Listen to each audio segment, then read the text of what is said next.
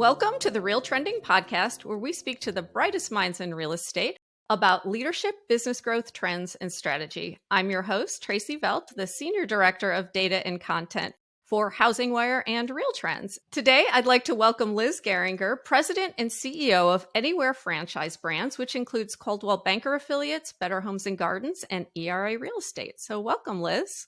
Thank you so much, Tracey. It's great to be here. And it includes Century 21 as well. We have a family of awesome yes, brands. We can't forget them for sure. No. Well, congrats on your newish, I guess, position. I know that you've been with the company for a long time, so in multiple different roles. But I wanted to first start by, you've made a lot of strategic changes this year, and you've had a lot of leaders, like Sherry Chris just retired. Ryan Gorman left the company. So tell me a little bit about the opportunity that it presents, some of the, maybe not the people leaving, but the other strategic moves that the company has made for the company moving forward. Thank you. Yeah, we have I think a really intentional focus on what we're working on at the company. And it takes many people, many different leaders, and, of course, this incredible network. It's a really big, strong network out through our franchises, our brokerages, and out through the agents. So we really consider everybody part of this incredible team that powers this really big, part of the real estate market overall. But we are really strategically focused on franchise growth, as one example, growth generally, but definitely in the franchise space. So I'm excited to speak with you more about that. We're really excited about luxury, and we have a great deal of luxury focus across the company, and also just easing the transaction for the consumer. So the consumer's experience of real estate, really in any aspect of where you would interact with us as a consumer, whether that's through our company-owned brokerages, our franchises, or if you interacted with us through our integrated services like title and mortgage. Great. Now, like I said before, you have a long history with the company, starting with Sundant in 2004. You were in compliance, COO. So talk to me about maybe your greatest lesson learned through so many leadership positions in the company. Well, since I started as a lawyer, I'll probably say something that sounds very lawyerly, but it's served me well. I think I really do follow facts. I look for the facts. I listen for the facts. I'm very much of a student type person where, I really want to be informed. I have learned so many times, I'm sure you have too, that, your first impression is often incorrect, or you kind of come with whatever biases you come from toward information. So I've just really learned to listen for the facts. So you're in the field of journalism. It's like, just as well as anybody does, you have to really dig in, gather some information before you jump with the assumption. So if a crisis were to come to my door, something hit the news, or we're trying to figure out something that's going on, I definitely want to understand everybody's perspective and what really happened before we're having a response or figuring out what we need to do. And I take that same approach with customers. What does that customer need? We could bring a lot of different things. We could bring a lot of different things to an agent. We could bring a lot of different things to a broker, a franchisee, a manager, an employee. So, really trying to understand everything could be different. So what are the facts in that current situation? What could be the information that helps us be a bit better in our listening and therefore our response? So I'd say I take my time, not overly so, but my preference is to have information.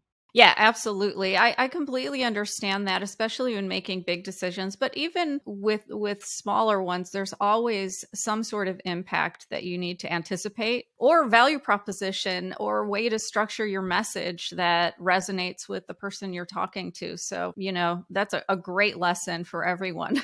Definitely. And isn't it, I found when I started, I might have wanted to have the answers, like you felt the pressure to show that you had an answer or propose something. But I think it's really neat to get to the place where you feel comfortable with the silence or with the moment, and really taking things in and trying to make the team, whoever you work with, feel that way too, that there can be a process, there can be some time where we can learn and listen to each other. Yeah, absolutely. I want to go into kind of your new position overseeing all these great brands. What is your overarching growth strategy with them? And as you're implementing different, you've had past leaders doing different things. Are you doing anything differently to really grow those brands? Yeah, my intention, so my background is in franchise. I started my career actually right after I studied business in college. I started with Ford Motor Company, which is a franchise system as well.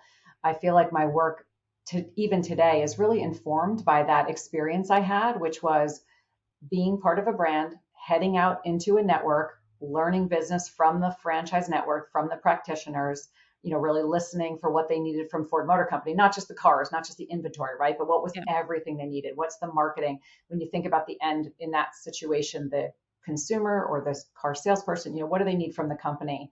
So that's really the approach I've taken as I've learned franchise, which has really been my entire career, listening for the value and improving the value that we bring out to the network, out to a franchise, a broker, the agent, and ultimately that will hit the consumer. So that's exactly what I intend to do in this role. We have a family of awesome brands, and we could certainly talk about what I think unifies them, because I think there is a great thing that does connect all of our brands. But we have differentiators as well. Still, day to day, there's practice, right? There's business practice. You can be really good at certain aspects of it.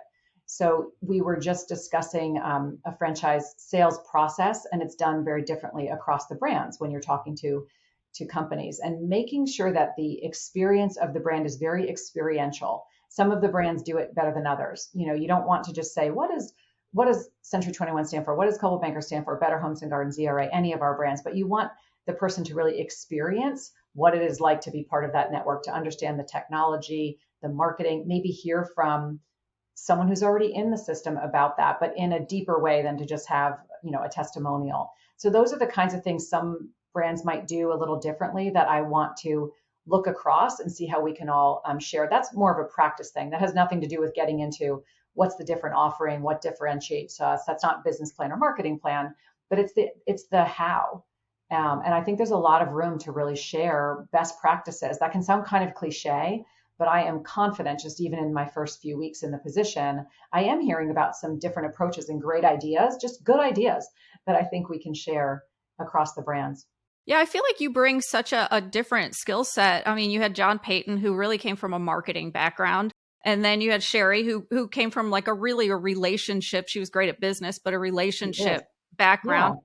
And I feel like your skill set in legal and kind of deal structure and all of that is a different leadership, that you bring, skill set that you bring to the table. Tell me how you feel about that, and where you feel like you can make a big difference in the expansion brands. Yeah, I think all of the leaders who have touched the company, and many are here, there's constant movement of roles. I mean, that's one of the best values that you see in anywhere, is this talent story, that we can move around and learn and grow in the different positions and bring those to other positions.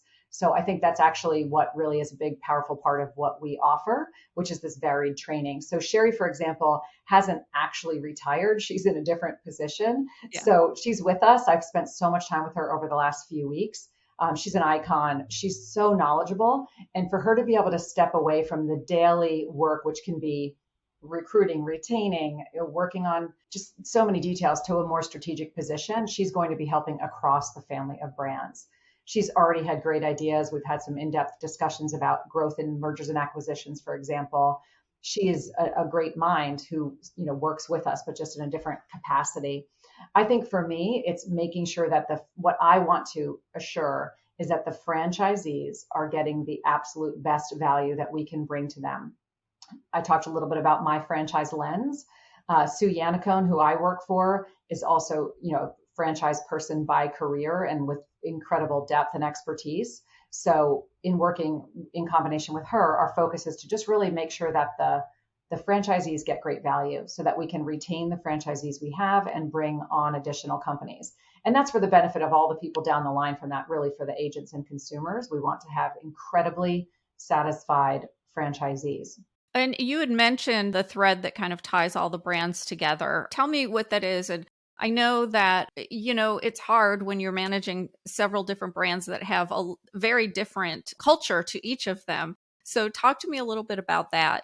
Yeah, I would love to. So because my background after I was at Ford and started in franchise, I spent time in law. I went to law school. I worked in a litigation firm, and I actually came into the company through a litigation role. And I quickly moved into forming our ethics and compliance department.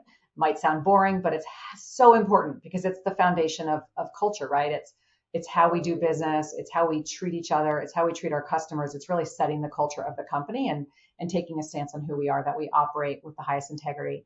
That is the very thing that connects our companies today.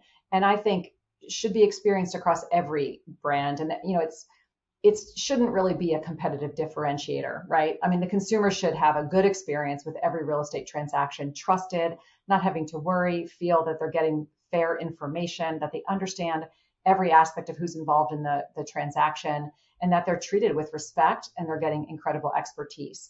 That's what I think real estate should be. I don't think it has to be us against everyone else, but I do Right. think that we are uniquely committed to values. And I think when customers meet and agents meet at the closing table, these brands do connect every day, right? We have all these incredible brands. We mentioned Coldwell Banker, Better Homes and Gardens, ERA, Century 21. We also have Corcoran and Sotheby's.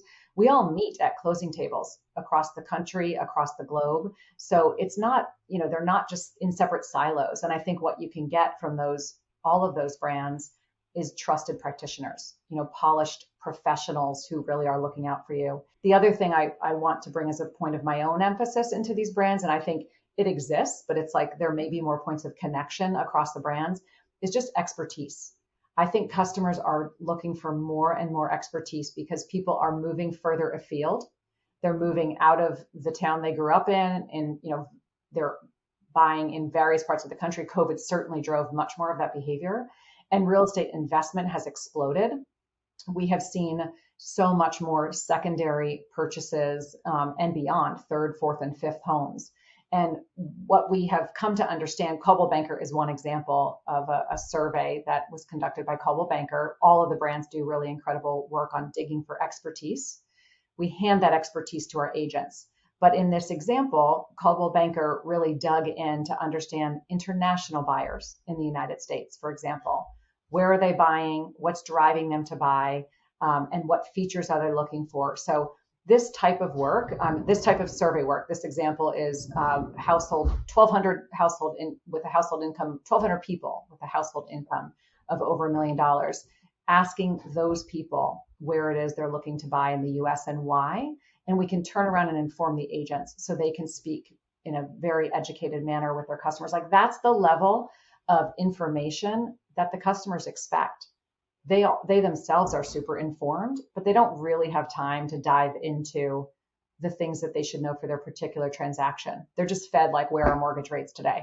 They're fed like the real estate drama, but not the real estate transactional information. And I think that's something all of our brands can do a fantastic job. They do, but I think it's a point I'd like to emphasize. Yeah, and it's a point of relationship, kind of encouraging those relationships as well and building a deeper relationship by offering, information that maybe other people are not offering, so that down the road you get that referral business and that repeat business as well. That's such a great jumping off point that you're saying there, because the network of agents also sort of judges each other by that level of expertise. I mean, you're exactly right. That's what drives referral business. That's what a big network is all about. And that's what the agents are looking for. So when you're alone with top agents, or really any agents, but I spend a Yeah. lot of time with our top agents, our top luxury agents. And it's so fascinating to me that they really do talk about, okay, we are here together because we are committed to treating people with integrity. I refer business to you because I trust how you'll handle the customer, that customer will be pleased. There will be no, backlash or anything, that customer is going to be in the best hands. Yeah. So that level of behavior we talked about and that level of expertise actually plays out in how business gets referred, which in the top of the real estate market, that's critical. That's how the business gets done. Absolutely. You want to boost that market share for sure. Yeah. So, yeah. I want to switch gears and talk a little bit about your leadership. And maybe what I find is that every leader has some sort of kind of aha moment, whether it happens early in their career. Usually they have more than one. But what is that kind of aha moment where you realized, I have to switch gears. I have to do something differently. I have to be creative to grow, whether personally or grow the company. What was that for you? Such a great question. And you're right. I mean, it happens over and over again, right, throughout your career. one point that really stands out for me, and I've given this advice to other people who've asked me for career advice, is that I asked my supervisor at the time to give me something that was on his plate. I'm not sure what prompted me to do that. It was a little crazy, but I was used to only focusing on my own work. But I felt like I didn't fully grasp all the work, and I could see, how busy everyone else is. It's like the person above you is even crazier busy than you are. It's not like this world where it used to be that the more senior you got, that you somehow didn't have as much. It's like the world has flipped. But I said, give me something from your plate. And I followed up on it, and I got this incredible assignment to work with our top luxury agents across brands, actually. And it was eye-opening to spend time with these top agents who deal with the high net worth, and to be with a specialty, right? To be in a specialty versus all this broad work I do. I do so much work across every part of the spectrum. It was really great to focus. And also that was putting me with agents, right? Because a lot of the work I do is with brokers. And what an incredible perspective shift. Like, pick a different audience and get to understand it, back to my trying to understand through facts and through information. So I got to spend time with the agents, and they're so direct and demanding in the very best way. They just tell you what they need. They treat the customers with the utmost everything, but they will be so direct with you, which is so incredibly helpful. Yeah. And I got that assignment by asking. It made me my own plate get completely overwhelmed. And I had to in turn have my team take something off of my plate, which I'm probably hesitant to do. I'm such a doer. So that was a real evolution for me. It got me new work. It got me a totally new mindset, and it forced my own hand to let go of work. And I would say my current challenge or new exciting, thing to really think about, a new pivot for me, is just to be a leader among leaders in this role, right? I mean, it's how can we help the leaders of this company be able to function at their very best level without all the day-to-day, stress? What can we get resolved for them? And how can we get the best work shared across the company so that they can stay creative, motivated, excited? So leading among leaders is a new challenge. I'm looking for advice, and I'm excited about it. But it's an incredible group of people at the company. I was at a dinner last week among a group of our leaders, really all levels. We tend to always all be together whenever we can. And it's incredible to just be at that particular dinner. Pam Liebman, the CEO of Corcoran, was sitting next to me. Sherry Chris was there. It was actually a dinner in her honor. Sue Yannicone. We had people from across all of the brands. And, it's like an industry event, right? There's so much knowledge all around the company that's available really to soak in. Hi, this is Sarah Wheeler, Editor-in-Chief of HW Media, and I'm talking to Ed Messman, CEO at Rook Capital, about their Shared Value Investment Program. Ed, why does having community-focused investors matter in shared equity models in general? Yeah, alignment is truly key here. Investors who truly care about housing affordability and access to housing in their own communities, those are the people that are most interested. And they're also not just focused on financial ROI. Their definition of ROI is a bit different and more expanded. And those are the types of investors that I think truly resonate with what we're trying to do. That's so important. Thanks, Ed. And listeners, you can find out more at rook.capital.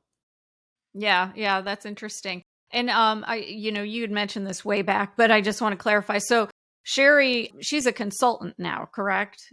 She has not left the company. No, she works with us. She has a new role at the company at the Anywhere Brands level. So she works across brands, and it's a strategic focused role. Yeah. So she's very much a member of our team. Okay. And she's still actually helping to oversee Better Homes and Gardens in the ERA, actually still doing that work until we have new leaders in place for those brands that she has been leading, for quite some time. So yeah, she's very much still a member of the team. Okay, great. I want to pivot to some industry opportunities, challenges. One of them is artificial intelligence. We've heard a lot lately in the news about ChatGPT and the dangers and the positive side of it as well. What are your thoughts on, using artificial intelligence? And are there any things that Anywhere is working on to incorporate that into some of their marketing products or anything that they're working on? Yeah, the product and tech team is. I did hear one update from them recently with some interesting work that they have underway. So very much, I think what it's important to not either think of it too simply or to turn away from it, right? So, I mean, I think simply is day one, everyone was saying, oh, this could write the, the descriptions and listings. And it's like, okay, that's an easy concept. You could use it that way and you could check your work, that kind of thing. But I mean, simple drafting will be the least of it.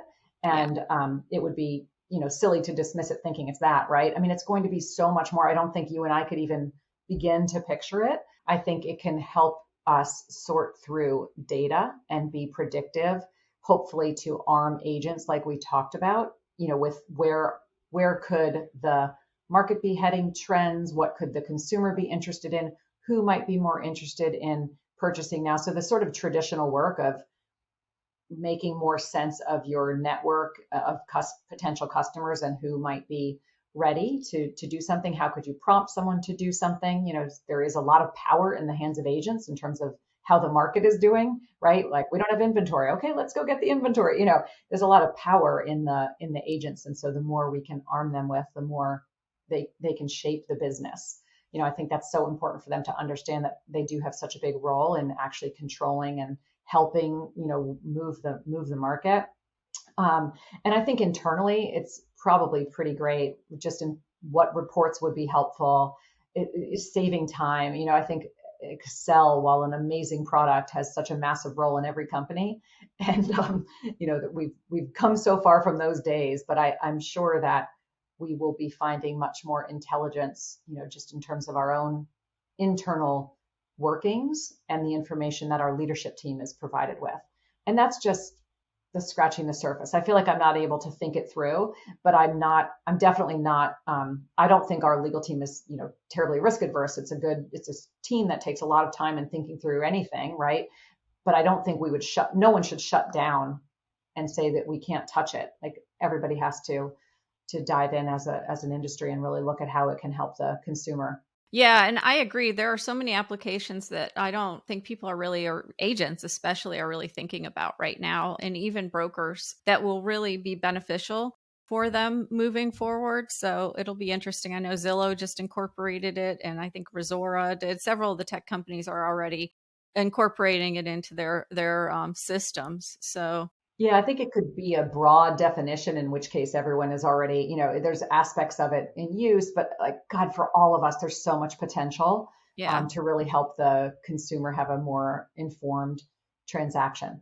Yeah, absolutely. So where do you see, I feel like a market like this provides a lot of opportunities for brokers, whether it's to grow market share or to really spend some time implementing some new procedures or, growth strategies. So let's get a little more specific or granular about that. Where do you see the biggest opportunities for brokerage leaders in today's market? Yeah, I mean, I think you're spot on. It is, you have time if you want time, right? It's not so hectic. I mean, during COVID, people were, practically in tears over the work. It was constant work. It was so hectic. It's like, as good as it was, or as good as it seemed like it was a grind. So this is the moment to do the traditional things like a business plan. It's really easy to push that off. When you work in corporate America, you don't push it off because we're really good about deadlines and budgets and forecasts, especially publicly traded companies. But I think in a brokerage, you could get less disciplined. You can't allow yourself. You need to cause yourself to be disciplined on your business plan, on measuring your success, on how you're measuring success. But just like they're telling their agents now to work their book of business, and a similar concept, but how can you expand your book of business? So I would say challenge yourself. Everybody could do work on seeking diverse markets or diverse clientele, or serving diverse markets. That's just one example. So draw up a business plan. How are you doing that? How are you reaching to communities that you're not already serving? How are you making sure that your company itself is formed with equitable principles where everybody feels included? There is like good values-based work to do that also has awesome business benefits and fairness benefits, and tap into markets that need to be served, that are underserved and deserving of being served. Like, those are really worthwhile projects, and I think will make people feel their own sort of self-value, get them reinvigorated in their work, if they don't feel that way or if they were exhausted by COVID. So I think that's an idea. I think it's listening. We can't listen at the level we are removed. We have people in every market, but at the middle of the company, it's hard to listen with as much care as the local practitioners do. Like real estate really is local. And, what is going on with what companies are moving in. So who is relocating to the area, who's moving out, what industries are big, what are the builders doing, small builders, emerging builders, what's happening with the commercial real estate space in town, keeping an eye on that. It goes back to facts, I guess. There just isn't enough information that you can go and get a feel for at that broker level that I think, the bigger companies can't really guide that, but that is gold. That is like pre-market information. The rest of us can tell you how much inventory we have and what a price looks like. Some forward looking, how many, you could say listings and you could say what's in contract. I mean, we have data, but that is pre-market. That is like leading information that I think is fascinating that's out there. I'd love to get my hands on more of it. And I'm working on some things to try to get that information. But I would just encourage the brokers to enjoy the power of all that information they have. It can really inform their plan. Yeah, absolutely. My next question is really, I want to know, what podcasts are you listening to? Who motivates you? What books are you reading? Where are you looking for your inspiration and motivation? So I have 3 children. So they're 21, 21, and one is just about to go into college as well. So I'm like all in this, awesome group of people who insist that you listen to Huberman. So, okay, that's like an automatic. And he's so informative. You know, I love that sort of sciencey and human behavior mix of information. So, you know, I'm listening to him. I am much more than I am loyal to a podcast. I am someone who heads out the door on a walk and I pick a subject. You know, I might pick creativity or art. I love art. I love fashion. I saw that you have a passion for fashion. I do. That's like my latest thing. I think yes. Luxury is such an interesting, concept, and I've always been interested in art. So I will escape into those areas because they allow me to think creatively and actually weirdly spin out new business ideas for me all the time. So I get inspired, by travel. You're probably the same if you like fashion. It's like very visual. Yeah. I can even love an airport because they're pretty well designed these days. Yeah. I love a hotel. I love a new view. I love being out of my space. So I'm not just, reloading the dishwasher, which I do quite a bit. Just getting into a new space is what inspires me. Yeah. But I'm also big on yoga. And I find mind opening, literally just, completely altering views at yoga. Yeah, I am not into yoga. I'm into running, but I listen to a lot of the manifestation. Well, I listen to a lot of the fashion too, podcasts, and I pick subjects as well. Like I love the law of attraction and the manifest. I found some really good podcasts on that individual, like just listening. But yeah, being visual. Well, in fact, one of the podcasts I just heard was talking about how the developer of Priceline, he got the idea for it from listening to some produce podcast or reading a produce article discussing how bananas get more expensive as they get riper. Or maybe it was less expensive. I guess it's probably less expensive as they get riper. And so he thought, well, how can I translate that into the travel industry? So can I get these airlines to then, as they get closer to the travel date, give up their seats and mark them down or that? And he developed the whole idea for that company from listening or reading an article on produce. So they come from all different areas. So it's really, I just find it fascinating. I love to hear what other people are reading or listening to or that as well. I recently asked a very smart person for a recommendation of a book, and it is a book about the banana industry and the whole history of the banana industry. And oh my gosh, a million ideas sprung from that book for me. So funny connection. But yes, stepping away from the, I don't do a ton of listening on real estate just because I'm listening to it all, all day anyway. But then of course I do everything I need to kind of stay up to date. But I will definitely do a little bit of an escape to think differently. Oh, absolutely. I think that's, really smart too. So yeah. Industry trends. What are you seeing out there as, whether it's tech, whether it's structure, like brokerage structure, compensation models, anything. What are you seeing out there as some, maybe two different trends in the industry that you're seeing right now? I'm seeing agents, I think agents are definitely looking to expand their expertise again. Like more agents interested in luxury in particular. I think more consumers are interested in luxury. Look at us talking about fashion. And I think Yeah. we're seeing that quite a bit of that in real estate, which is influencing the agents to want to grow their expertise. They want to be certified. There are programs in our family of companies to be certified. Coldwell Banker is one example, but they want to have a certification and really like genuinely learn a new area of expertise. They feel uncomfortable if they're at an event and there are luxury agents and they feel like I'm not that. I need to understand that. They don't want to feel awkward with their consumers, the customer. So I'm seeing that very, please educate me approach. And it's specifically about luxury. So I think that's a bit of a business diversification piece. I also have seen a lot of interest in commercial real estate.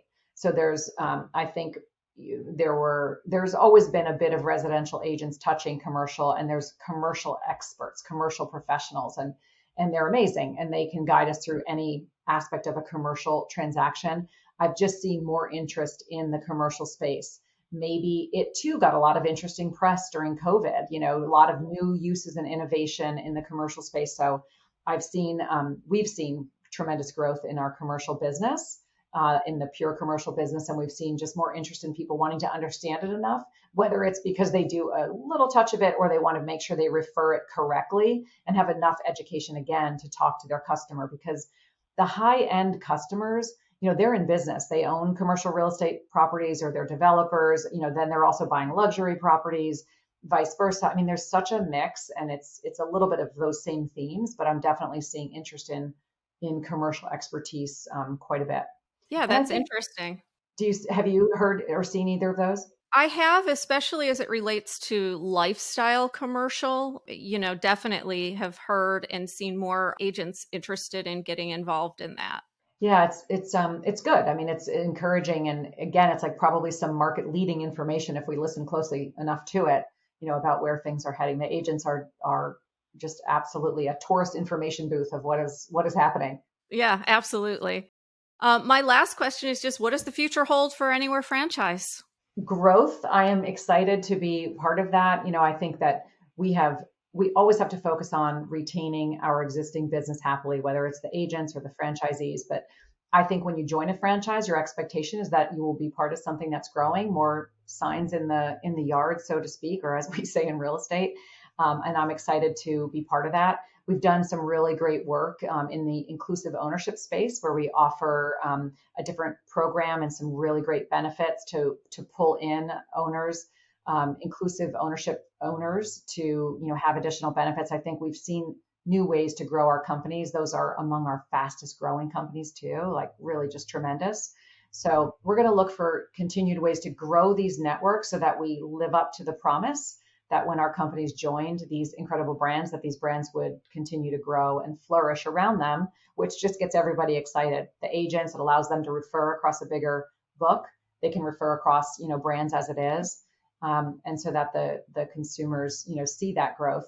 And I think we just want to keep the consumer in mind every step of the way and keep working toward less friction for them, whether it's in the transaction or engaging with us and being in a place where they feel really comfortable with everybody that they interact with. Great. Well, Liz, thank you so much for joining the RealTrending podcast. I appreciate you being a guest and offering all of the insight that you have on Anywhere franchise and your new position. It was great chatting with you. I hope to see you in person sometime soon. Hi, I'm McKenna Clay, Events and Programs Specialist here at HW Media, and I am here to invite you today to our next event this summer. You might be wondering, how do you build a resilient brokerage, or How are execs at companies like Remax and Keller Williams being strategic? Well, you can learn from the greatest minds in real estate at this year's Gathering of Eagles event. Join us in Austin, Texas, June 18th through 21st as we bring together the most elite brokerage, association, and team leaders, C-suite leaders, and top producing agents to grow, network, and really set the pace for what's next in our industry. As a valued podcast listener, we're offering 25% off the event just for you. Use the code podcast23 on the events page on realtrends.com. Again, that is podcast23, and we can't wait to see you in Austin.